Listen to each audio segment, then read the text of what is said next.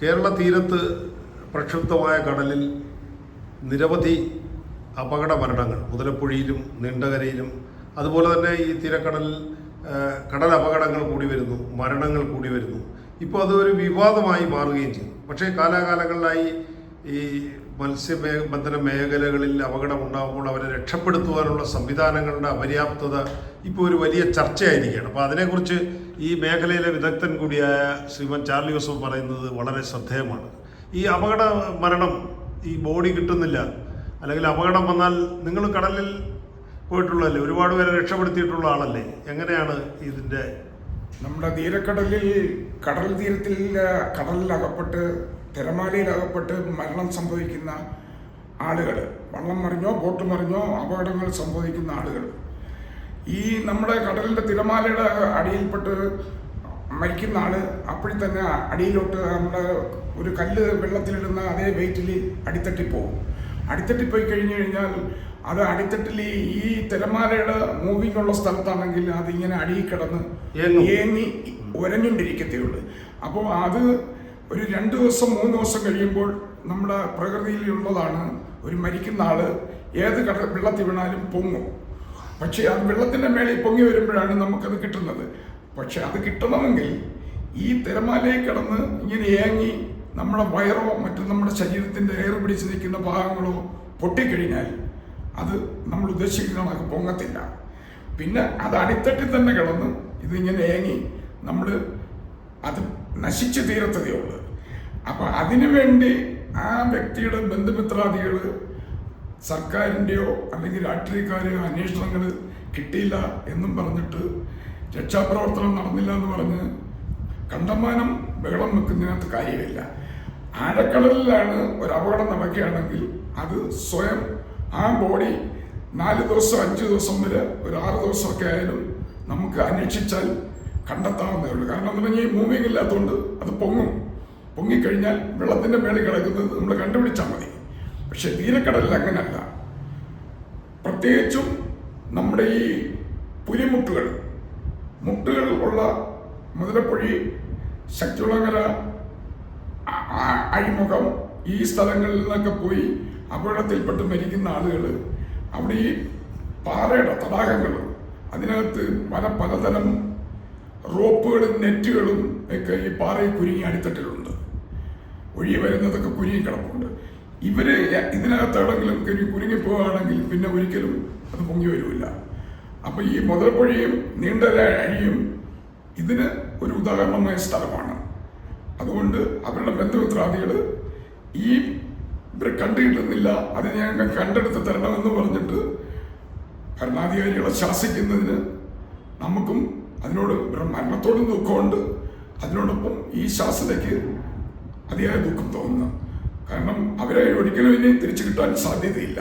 ഈ അന്വേഷണം നടത്തുന്ന ഈ ചെലവും അതിൻ്റെ പൈസയെല്ലാം കൂടെ സർക്കാരിനോട് ഇവരുടെ കുടുംബത്തിന് വേണ്ടി എന്തെങ്കിലും ധനസഹായം ചെയ്യണമെന്നാണ് നമുക്ക് പറയാനുള്ളത്.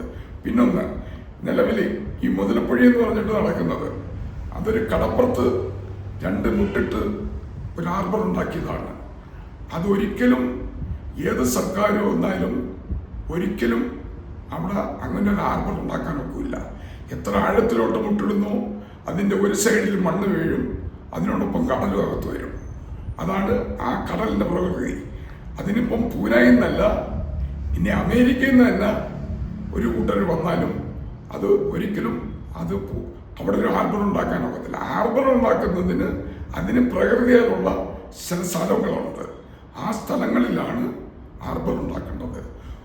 അഴിമുഖം നല്ല ഒഴുക്കുള്ള സ്ഥലമാണ് അഴിമുഖം. ശക്തികുളങ്ങര അഴിമുഖം എന്ന് പറയുന്നത് അടിത്തട്ടിൽ കായൽ മുതൽ തിരപ്പറാട്ട് കിടക്കുന്ന കല്ലാണ്. ആ കല്ലിൻ്റെ പുറത്തോടെ ഒഴുക്കിൽപ്പെട്ട് വെള്ളം ഒഴുകുമ്പോൾ ഒരു നിശ്ചിത അളവിൽ എക്കാലവും അത് അതേപോലെ നിൽക്കുകയാണ്. വലിയ ശക്തമായ കടലുണ്ടെങ്കിൽ മാത്രമേ ആ കല്ലിൻ്റെ പുറത്ത് കടൽ വീഴുള്ളൂ, അല്ലാത്തപ്പോൾ ഒന്നും അവിടെ കടൽ വീഴില്ല. അതുപോലെ മുനമ്പാഴി എന്ന് പറയുന്നത് നമ്മുടെ ഇടുക്കി മുതൽ ഉണ്ടാകുന്ന വെള്ളപ്പൊക്കത്തിലുണ്ടാകുന്നതിൽ ഏറ്റവും കൂടുതൽ വെള്ളം ആ മലയുടെ പുറത്തു നിന്നെല്ലാം പൊട്ടി വരുന്ന വെള്ളങ്ങൾ മുനമ്പാഴി കൂടിയും കൊച്ചി അഴി കൂടിയുമാണ് പോകുന്നത്. കൊച്ചി അഴിയാണെങ്കിൽ 24 മണിക്കൂറും കപ്പൽ പോകുന്നതിന് വേണ്ടി അത് പ്രത്യേകതരം കപ്പൽ കിടന്ന് അവിടുന്ന് ട്രജ് ചെയ്ത് കടലിൽ മണ്ണെടുത്തുകൊണ്ട് കളഞ്ഞുകൊണ്ടിരിക്കുകയാണ്. അതാണ് കൊച്ചി അഴിയുടെ പ്രധാനമായ നിലനിൽപ്പ്. അതുപോലെ മുതലപ്പുഴയിൽ അങ്ങനെയുള്ള സംവിധാനം ഒരു കപ്പലിട്ടത് കോരിക്കൊണ്ട് പോകാമെങ്കിൽ മുതലപ്പുഴ നടക്കും. പക്ഷേ അതും തിരയുള്ള സ്ഥലത്ത് കപ്പലിനും കിടക്കാൻ പറ്റത്തില്ല. അതുകൊണ്ട് മുതലപ്പുഴ അത് ഭരണാധികാരികൾ തന്നെ ഇടപെട്ട് അതിന് പഠനം നടത്തി നല്ല അറിവുള്ള മത്സ്യത്തൊഴിലാളികളുമായിട്ട് ബന്ധപ്പെട്ടിട്ട് അവരുമായിട്ട് ചർച്ച നടത്തി അത് ഉപേക്ഷിച്ചിട്ട് അതിനു പറ്റിയ തടാകമുള്ള സ്ഥലത്ത് ഒരു അഴി ഉണ്ടാക്കി കൊടുക്കണമെന്നാണ് എൻ്റെ അഭ്യർത്ഥനയും ബലമായ അപേക്ഷ. അല്ല, പൂന കേന്ദ്രമാക്കിയ ജല കമ്മീഷനെ അവരുടെ പഠന റിപ്പോർട്ടിൽ എന്തോ അത് മെച്ചപ്പെടുത്താനുള്ള നിർദ്ദേശങ്ങളുണ്ടല്ലോ. അവര് പൂനായിലെ പൂനായിൽ അവരുടെ പറ്റിയുള്ള ഒരു പഠനമാണെങ്കിൽ ശക്തികുളങ്ങരയിൽ ഒരു ആർബർ ഉണ്ടാക്കിയ കാലത്ത് 40-50 വർഷത്തിന് മുമ്പ് നീണ്ടകര ഭാഗത്ത് ഒരു കായലിൻ്റെ ഒരു തടാകമായിരുന്നു. ആ തടാകത്തിലാണ് ഒരു കരയിൽ ആർബർ ഉണ്ടാക്കിയത്. ശക്തികുളങ്ങര പ്രകൃതിയാലുള്ളതാണ്. ഈ നീണ്ടകരയിൽ ഈ 50 വർഷം കൊണ്ട് നോക്കുമ്പോഴേ ഒരു 50 കോടി രൂപ, 50 കോടിയല്ല 500 കോടി രൂപ ഈ ആർബറിന് വേണ്ടി അവിടെ ട്രജ് ചെയ്യുന്നതിന് മൺസൂൺ കാലത്ത് എല്ലാ സമയങ്ങളും നടക്കുന്നുണ്ട്. ഇതുവരെ ആ അഴിയിൽ അതിൻ്റെ 1/3 ഭാഗത്ത് പോലും ഇതുവരെ ആഴത്തുണ്ടാക്കി ബോട്ടോ വള്ളമോ പിടിക്കാൻ കഴിഞ്ഞിട്ടില്ല.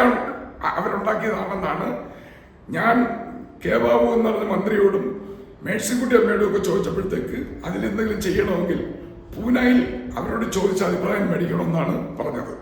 അപ്പോൾ അവരുടെ പേര് പറയുന്നുണ്ടൊന്നും മുതലപ്പുഴ അഴി ഒരിക്കലും ശരിയാകില്ല. അപ്പോൾ മത്സ്യത്തൊഴിലാളികളെ കൂടെ ഉൾപ്പെടുത്തി വേണം ഇതുപോലുള്ള കാര്യങ്ങൾ ചെയ്യാനായിട്ട്. മത്സ്യത്തൊഴിലാളി എന്ന് പറയുമ്പോഴത്തേക്ക് കര നിൽക്കുന്ന രാഷ്ട്രീയക്കാരനെ മത്സ്യത്തൊഴിലാളിയാക്കിയാൽ പോരാ. മത്സ്യത്തൊഴിലാളിയായിട്ട് പാരമ്പര്യമായിട്ട് ബുദ്ധിയും ശക്തിയും ഉപയോഗിച്ച് മത്സ്യബന്ധനം നടത്തിയിട്ടുള്ള മത്സ്യത്തൊഴിലാളികൾ എല്ലാ മേഖലയിലും ഉണ്ട്. നല്ല വിവരമുള്ളവർ, പഠനം നടത്തി മത്സ്യം പിടിക്കുന്നവർ, അവരെയൊക്കെ ഉൾപ്പെടുത്തി വേണം ഈ മേഖലയിലൊക്കെ ഇതൊക്കെ ചെയ്യാൻ. അതുപോലെ ആംബുലൻസ്, മത്സ്യത്തൊഴിലാളിക്ക് വേണ്ടി ആംബുലൻസ് ഉണ്ടാക്കും. ഈ ഏത് കാലാവസ്ഥയിലും ഏത് കൊടുങ്കാറ്റടിക്കുമ്പോഴും കടലിൽ പോകാൻ പറ്റിയ ട്രോളിംഗ് ബോട്ട് ഇവിടെ ഉണ്ട്. അതുണ്ടാക്കുന്ന നാട്ടിലാണ് ഒരു ആംബുലൻസ് ഉണ്ടാക്കുന്നതിന് വേണ്ടി മന്ത്രിതലത്തിൽ വലിയ കമ്പനിയിലും അതുപോലുള്ള സ്ഥലങ്ങളിലും പോയി ഭയങ്കരമായ വിദേശത്തൊക്കെ പോയി കൊട്ടേഷൻ കൊടുക്കുന്നത്. അതൊക്കെ എന്ന് പറയുന്നത് വളരെ നമുക്ക് ചിന്തിക്കാൻ പോലും കഴിയാത്ത കാര്യമാണ്. കടലിൽ കൊണ്ടുപോകാൻ പറ്റില്ല. ഏത് സമയത്തും പോകാൻ പറ്റിയത് നമുക്കിവിടെ ഉണ്ടാക്കാം. അതിനൊക്കെ നമ്മൾ തന്നെ എവിടെയെങ്കിലും അതിന് വഴികാട്ടിയായിട്ട് കാണിച്ചു കൊടുക്കാം.